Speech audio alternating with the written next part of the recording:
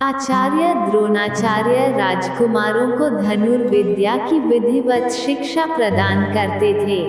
उन राजकुमारों में अर्जुन अत्यंत प्रतिभावान थे और गुरु भक्त होने के कारण वे द्रोणाचार्य के प्रिय शिष्य थे। द्रोणाचार्य का अपने पुत्र अश्वत्थामा पर भी विशेष प्रेम था, इसलिए धनुर्विद्या में वे भी सभी राजकुमारों में अग्रणी थे, किंतु अर्जुन अश्वत्थामा से भी अधिक प्रतिभावान थे। एक रात्रि को गुरु के आश्रम में जब सभी शिष्य भोजन कर रहे थे, तभी अकस्मात हवा के झोंके से दीपक बुझ गया। अर्जुन ने देखा अंधकार हो जाने पर भी भोजन के कौर को हाथ मुंह तक ले जाता है। इस घटना से उन्हें यह समझ में आया कि निशाना लगाने के लिए प्रकाश से अधिक अभ्यास की आवश्यकता है, और वे रात्रि के अंधकार में निशाना लगाने का अभ्यास करना आरंभ कर दिया। गुरु द्रोण उनके इस प्रकार के अभ्यास से अत्यंत प्रसन्न हुए। उन्होंने अर्जुन को धनुर्विद्या के साथ ही साथ गदा, तोमर, तलवार आदि शस्त्रों के प्रयोग में निपुण कर दिया। उन्हीं दिनों हिरण्याधनु नाम के निषाद का लड़का एकलव्य भी धनुर्विद्या सीखने के उद्देश्य से द्रोणाचार्य के आश्रम में आया, किंतु हल्के वर्ण का होने के कारण द्रोणाचार्य ने उसे अपना शिष्य बनाना स्वीकार नहीं किया। निराश होकर एकलव्य वन में चला गया। उसने द्रोणाचार्य की एक मूर्ति बनाई और उस मूर्ति को गुरु मानकर धनुर्विद्या का अभ्यास करने लगा। एकाग्रचित से साधना करते हुए अल्पकाल में ही वह धनुर्विद्या में अत्यंत निपुण हो गया।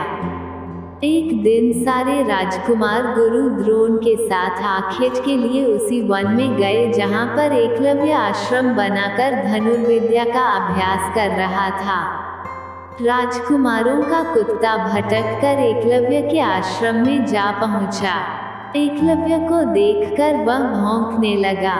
इससे क्रोधित होकर एकलव्य ने उस कुत्ते अपना बाण चला कर उसके मुंह को बाणों से भर दिया। एकलव्य ने इस कौशल से बाण चलाए थे कि कुत्ते को किसी प्रकार की चोट नहीं लगी, किंतु बाणों से बिंध जाने के कारण उसका भौंकना बंद हो गया। कुत्ते के लौटने पर जब अर्जुन ने धनुर्विद्या के उस कौशल को देखा तो वे द्रोणाचार्य से बोले, हे गुरुदेव, इस कुत्ते के मुंह में जिस कौशल से बाण चलाए गए हैं उससे तो प्रतीत होता है कि यहाँ पर कोई मुझसे भी बड़ा धनुर्धर रहता है। अपने सभी शिष्यों को लेकर द्रोणाचार्य एकलव्य के पास पहुँचे और पूछे, हे वत्स, क्या ये बाण तुम्ही ने चलाए हैं? एकलव्य के स्वीकार करने पर उन्होंने पुनः प्रश्न किया, तुम्हें धनुर्विद्या की शिक्षा देने वाले कौन हैं? एकलव्य ने उत्तर दिया, गुरुदेव, मैंने तो आपको ही गुरु स्वीकार करके धनुर्विद्या सीखी है।